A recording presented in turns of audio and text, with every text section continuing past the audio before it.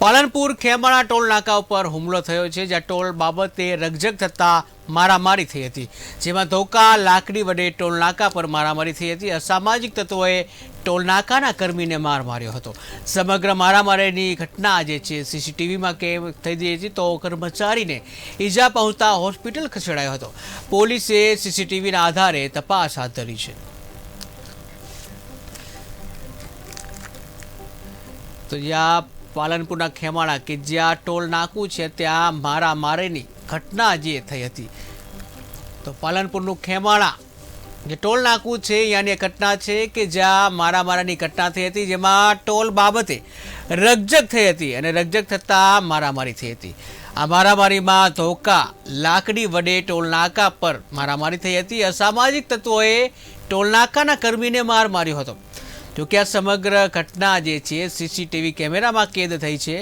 કર્મચારીને ઈજા પહોંચતા હોસ્પિટલ ખસેડવામાં આવ્યો છે। તો પોલીસે સીસીટીવીના આધારે વધુ તપાસ હાથ ધરી છે। તો ટોલ નાકામાં કર્મચારી જે છે એમને માર મારવાનો મામલો કે જ્યાં તમે ટીવી સ્ક્રીન ઉપરના દ્રશ્યો જોઈ શકો છો કે જ્યાં ધોકા વડે અસામાજિક તત્વો આવી ગયા છે।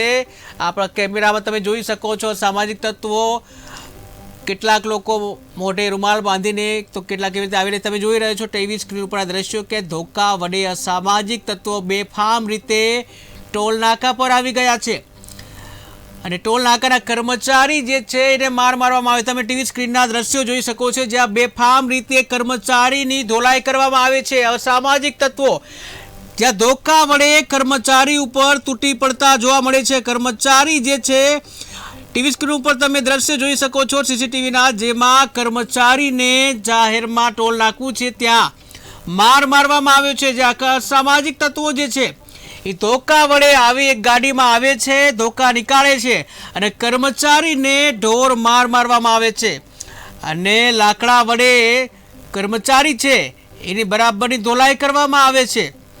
તો અસામાજિક તત્વોને હવે કોઈનો ખોફ નથી રહ્યો। બિંદાસ ટોલ નાકા ઉપર જે ધોકા વડે આવી જાય છે અને કર્મચારી ટોલ નાકાનો કર્મચારી છે એના ઉપર તૂટી પડે છે।